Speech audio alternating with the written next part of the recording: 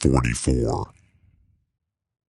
Wind, driving rain, and the apocalypse were the only natural conditions that would ever keep Dick from playing disc golf. At least that's what he always told Trey. Saturday morning, Trey dressed in his sweatpants, a thick pair of socks, and a Houston Aeros sweatshirt. Carolyn and Alan had already left the house, on some mission of errands, he guessed. That meant there might be breakfast when he got home. The thought made him smile. He filled a travel mug with coffee, grabbed his disc bag, and headed out the front door. Dick was already in his driveway, disc gear in hand, and leaning against the Regretta. Trey smiled. "We ready to rock?" he yelled across the street. Dick looked at him and then the sky. It had clouded up overnight, sealing in the chill. "Yeah, I think it's just about cold enough to whip your ass, but good," he drawled. "I bet," Trey said with a laugh. Dick waved him over, opened the trunk, and Trey tossed in his bag of discs. Dick followed suit with his own and closed the trunk with a bang. The car shuddered. Trey laughed. "You sure you didn't break it this time?" "Shit, you kidding?" Dick stepped into the driver's side door and put the key in the ignition. The car chuffed and spat as he tried to start it. "Fuck," he said. Trey laughed, opening the passenger door. "You want me to push?" Dick turned his head, eyes glaring at Trey. "Okay, forget I asked," Trey said, sipping his coffee. Dick stomped on the gas pedal and turned the key at the same time. The engine roared to life and then settled into a constant purr. "There we go," Dick said. He gave Trey the finger, took the car out of park, and they rolled down the driveway. At 9 in the morning, with the temperature hovering at just over 43 degrees, the usual joggers and dog walkers were conspicuously absent from the sidewalks. Even the morning breakfast traffic seemed sparse. Trey looked over at Dick as he kicked on the Regretta's heat. "We're going to freeze to death in the first hill," Trey said with a chuckle. Dick turned to him and smiled. "Wuss," he said. "You've been here in Texas your whole damn life. You're lucky. Try being from the Great White North." "Whatever," Trey said. "I bet you weren't crazy enough to play disc golf in the freaking winter up there." The older man shook his head. "Hell no. Just crazy enough," he said, "to go sledding in 0-degree weather with snow blowing sideways." "And let me guess," Trey grinned. "It was uphill both ways?" "Something like that, young'un," Dick said. They were both quiet for a moment as the Regretta wound through the twists and turns, heading for the disc golf course. As they pulled in, Dick pointed at the parking lot. "See, we're not the only ones." A number of cars were parked. Trey watched as a stray disc flew high into the air, stalled, and then swerved off into the ground. "And it looks like the wind might be interesting." Trey groaned. "I haven't played in a week, and you get me out here in the frozen tundra and shrieking wind? Oh, for fuck's sake, Trey. It's a 2-mile-an-hour wind, and it's the mid-40s. He parked the car and pulled the keys. Dick turned to Trey and slapped him playfully on the shoulder. "Stop being a pussy." "And here I thought you Canadians didn't curse." "Shit," Dick said, laughing. "I've been down here too long, hanging out with Texas scum like you." They stepped out of the warmth, retrieved their bags from the trunk, and headed toward the practice tee. As Dick pulled out a disc to throw through the trees at the first basket, he looked at Trey. "Everything okay, man?" "Yeah," Trey said. I'm better." "Good," Dick said. He turned back to the wood-lined path, partially choked with brush. He pulled in a deep breath and then forehanded the disc into the air at chest level. The disc flew between the tees, pinging the metal basket stand, bouncing off the post, and landing a yard shy of the basket. "Fuck!" "Yeah," Trey said. "Shitty throw. You should practice more." "Asshole," Dick breathed and stepped back. Trey stepped up to the starting line painted on the concrete path. He took a deep breath and backhanded his disc with a tight snap at the end of the arc. The disc wobbled from the spin, veering the slightest bit to the right, far enough for it to slam into a thin pine. The disc bounced off the trunk and flew at a diagonal. It landed about 15 feet shy of the basket in heavy brush. Wow, Dick said. That was a stellar throw. Just like last week. He winked at Trey. Championship worthy. Saying nothing, Trey reached down and picked up his bag and began walking. The recent rains had left the ground pliable and sticky. He just knew his sneakers were going to be covered in mud by the ninth basket. Dick walked with him, pointing to the disc trapped in a pile of dead branches and leaves. Trey walked over to it, picked it up from the brush, and held it. How much you bet I can get it into the basket from right here? Dick shrugged. Using that disc or another one? This one. I will bet you breakfast, Dick said with a grin. An expensive La Madeleine breakfast. Oh, fuck, Trey said. No bet, man. I've seen you eat. With Dick's laughter as a soundtrack, Trey tossed the disc softly toward the basket where it landed just in front. Not bad, though. You know, Dick said, you can talk to me about anything you need to. Trey walked out of the brush and glanced at Dick. Yeah, I know. He walked and retrieved his disc, not even bothering to throw it in the basket. Dick nodded and got his own. First tee? You're brave today, Dick said. I'm out here with you, aren't I? Trey stopped and turned toward Dick. He raised his eyebrows. Aren't you going to... Dick shook his head. Not today, bro. Trey laughed. You run out already? Shit, no, Dick said. Just don't feel like it. Trey shrugged and turned back to the first tee. The course, once a giant landfill, had been molded into contoured hills.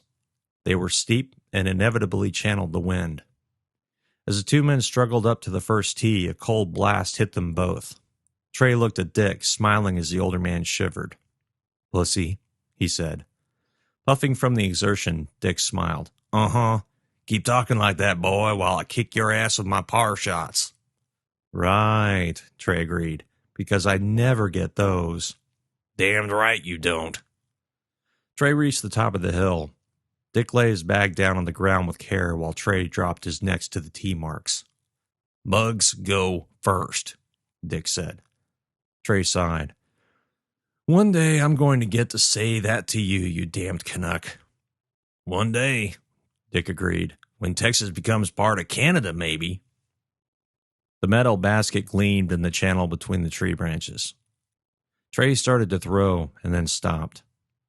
The pines, oaks, and sweet gums were all mixed together, their branches snaking in and out, creating a face made of wood. It grinned at him. It was the grubby man.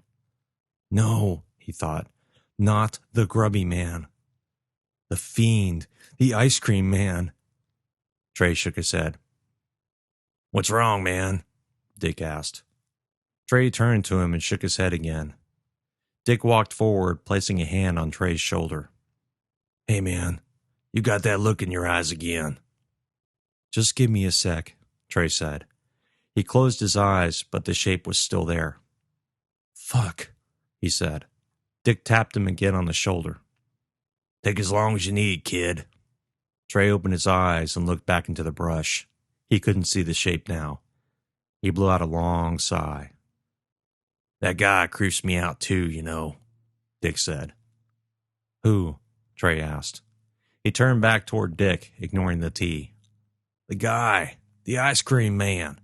Think you said his name was Reggie? Trey nodded. Carolyn said he'd come by the house. Yeah, Dick said, and he freaked her the hell out. Trey said nothing. Dick leaned against the course post, his disc dangling from his fingers. I don't like him. Glad you're not the only one, Trey muttered. No, man, Dick said. You don't get it. I like everybody, and I don't like this guy. Anyone who hides their eyes like that. Trey frowned. What do you mean he hides his eyes? When he showed up at your house, Dick said, he was wearing that hat, that porky thing. Anyway, he had it slung way down. Never got a really good look at his face other than that damn nose. And his teeth? Christ. Dropping his disc to the ground, Trey rubbed his hands together to keep them warm. Teeth? Dick, tell me what you saw, man. He shrugged. They were I don't know, abnormal or something. Guy could use a trip to the dentist. Fucking things were curved bad, and they were stained. And his breath, he shuddered, smelled like he'd been eating turds. Trey laughed. Turds, eh? You know what I mean. Like he hadn't brushed his teeth in forever. Guy belongs in a Listerine commercial. Trey's expression flatlined. What do you think? That depends, Dick said. What do you see when you look at him, Trey? Dick's mouth was set in a thin line, his eyes glittering in anticipation. Shifting to lean on one foot, Trey looked down at the ground. He tried to find the words and then gave up. I'll sound crazy, man. Fuck that, Trey, Dick spat. The sound was enough to make Trey look at him. Tell me what you see. Dick didn't look like he wanted to know. Dick looked as though he had to know. I see a ghoul. A what? Dick asked. Trey sighed. I told you wouldn't. Shut up and describe it. It. Trey blinked at him and frowned. I see eyes. Glowing yellow eyes with crimson fire for pupils. Trey took in a deep breath. I see an impossibly long nose. Canines dripping with saliva and hunger. I see talons for fingers. Dick shuddered. You have one fuck of an imagination, he said. Trey opened his mouth to say something and Dick put a hand out to silence him. You have psychosis. Trey nodded. You see things that aren't there. Trey nodded again. But, Dick said, licking his lips, how do you know they're not there? Trey blinked at him. People don't see. I see, Dick whispered. I don't see the thing the way you do, but Reggie's not, normal. Dick, Trey said, what do you know? Dick dropped his eyes and rolled the disc between his fingers. Dick, I know I'm crazy. What about you? Dick shook his head. I'm not crazy, Trey. He stared into Trey's eyes. I'm not. Dick let out a sigh. I've been watching that fucking van go round the cul-de-sac for days. He licked his lips and brushed his free hand against his beard. I hear those damn bells in my sleep. Trey nodded. Dick said nothing for a moment, looking up at the sky as if to gather his thoughts. So, I thought I'd call the Yummy Company to complain. Trey blinked at him. Why didn't you just tell the guy to turn down the volume? Silence fell between them. Dick looked down at the ground. He cleared his throat. I don't want to be that close to him again. Trey nodded. Okay, man, go on. 2 days after your incident, that fucker came strolling down the street again. I looked out my window and took down the license number. So I could tell the company what vehicle was causing the problem. He looked at Trey. I searched for the Yummy Company, Trey. It doesn't exist. For a moment, neither of them moved or spoke. Trey realized he'd been holding his breath and then let it out in a long hiss between his teeth. What do you mean it doesn't exist? It doesn't exist, Dick said. The closest thing I found was the Yum Yum Corporation in Michigan, and they don't sell ice cream. They make toys. Okay, Trey said with a smile. So the guy is running around claiming he's the Yummy Company. So what? Dick shook his head. I don't know. It just gave me the shivers. So... Trey took a long look at Dick, then furrowed his brow. There's something else, isn't there? With a sigh, Dick nodded. Yeah, there is. Well? I looked up the license plate number. You what? Dick smiled. Remember, I'm a geek too, I visited a reverse lookup site. Trey looked confused. Jesus, Trey, think about it. They have services out there that will take cash and a license number and get back to you with all the information. Fuck, is that even legal? Trey asked. Yeah, Dick said with a nod. Great way to make $24.95 a shot, don't you think? Someone sends you a license number, you buzz your cop buddy or your friend at the DMV and have them fax you the report. Then you split some of the cash with them. So you got the report? Dick nodded. Sure did. And? That's the fucked up part. Dick licked his lips again. The owner's name ain't Reggie. So what is his name? Dick's face spread into a smile. Archibald Simmons. Trey laughed. Archibald? You have to be fucking kidding me. No. Dick sighed. Imagine the kind of shit that kid got in school. Dick's smile faded. But that's not the strange thing. Oh yeah? Trey asked. Then what is? I Googled the address. It's in the warehouse district. Really? Yeah, Dick said. Like in an actual warehouse. Trey nodded. So you know where it is? Dick nodded. Trey put his hands on his hips. So what do you want to do? I want to play disc golf, Dick muttered. I don't know, man. Dick looked up at him. That boy is missing. Trey nodded. Dick was shivering, but Trey couldn't tell if it was from the cold. Okay, so fuck this. Throw your goddamn disc before we hold someone else up. Trey looked down the hill and saw another group of intrepid disc golfers heading toward them. Okay, Trey said. He picked up his disc from the ground, looked down the hill. He flung it toward the basket. It flew through the clear space between the branches and landed in the tall grass a few yards away from the metal post.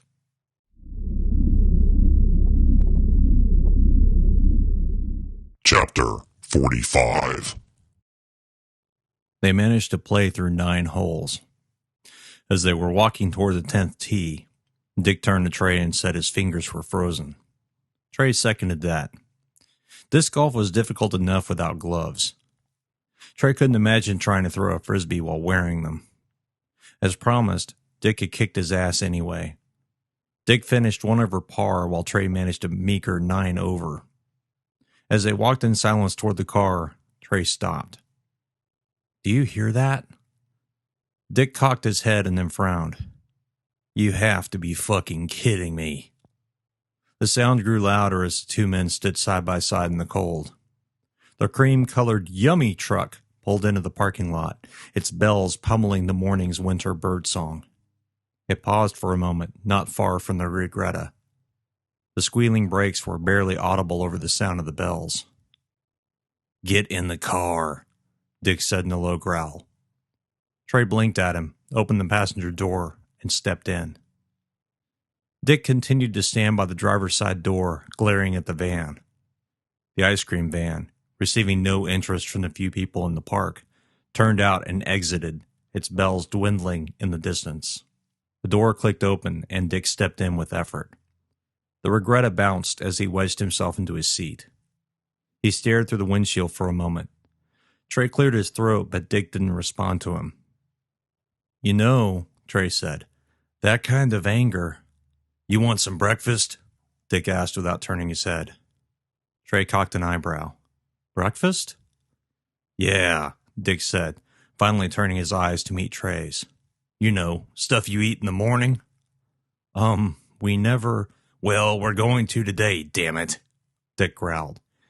He inserted the key into the Regretta's ignition and started the car despite its protests.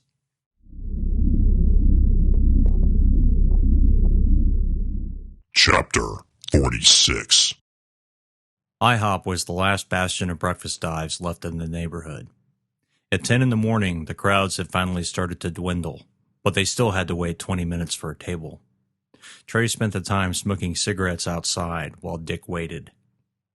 Trey wasn't sure what Dick had in mind. A trip from the disc golf course had been made with Pink Floyd blaring from the speakers and Dick refusing to talk. Each time Trey opened his mouth to say something, Dick held up a finger and sang along with Gilmore. The ice cream man, the ice cream van, the bells ringing out across the park as the van slowly made the circle, pausing just long enough to gauge interest.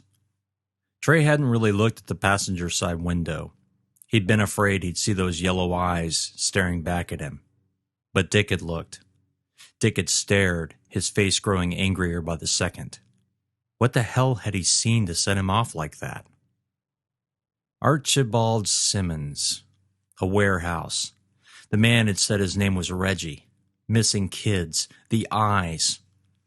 Trey sucked down the last bit of smoke from the cigarette, flicked the cherry, and watched it jump into the wind and skitter across the concrete. He rolled the butt between his thumb and forefinger. And now, breakfast? He looked up into the crowded waiting room and saw Dick gesturing toward him. Trey tossed the butt into the ash can and headed inside. It was ridiculously warm, as though someone had decided using the heater in Houston was an opportunity not to be squandered. He and Dick were the only two people in the place dressed in sweats. Nearly everyone else wore expensive winter coats or sweaters.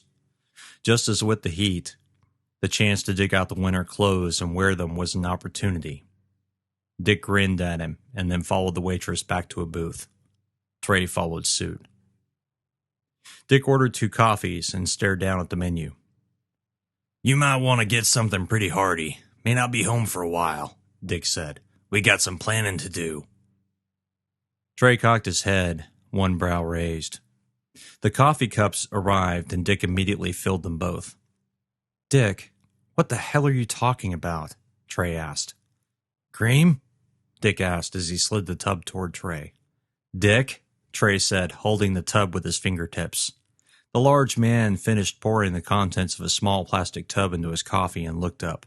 "What the fuck?" The big man opened his mouth in a grin. "I have an idea." "Is it another crazy wackadoodle idea, or is it something that serves reality?" Dick grunted and stirred his coffee. "We go to the warehouse." Dick gestured toward the menu. "Figure out what you're gonna eat. We got shit to do." "Why do you—" "Look," Dick said, rolling the coffee cup between his gnarled right hand. "We think we know something." "We do?" "Shut up and listen to me, Trey." Dick cleared his throat and took a sip of coffee. Needs more sugar," he muttered, and grabbed a white packet. "We think there's something not right, right?" Dick shook the packet and then tore it open, emptying it into the cup. "This Archibald, Reggie, or whatever the fuck he calls himself, he shows up. Less than a week later, a kid goes missing, right?" Trey nodded. "Yeah, that could be just—" "Stop it, Trey," Dick said, glaring at him. "Just stop it." Dick took a deep breath and then pointed at him. "You're not afraid to say you're crazy, but you are afraid to think you're sane." "No," Dick said. "You are, man." He sat back in the booth cushion. "You see something when you look at that guy." It was a statement, not a question, but Trey found himself nodding anyway. "Yeah, I do, but I don't see what I used to see." "What do you see now?" "Just eyes," Trey said. "Not the same thing." "But still, you see something." "Yeah," Trey thought, "but it's not the closet man or the grubby man. It's something else." "What do you see, Dick?" "Just a guy," Dick said, taking another sip of coffee. "I told you that. But I know people. I don't trust him. And I don't think it's a coincidence that all this is happening at the same time. A missing kid, Trey?"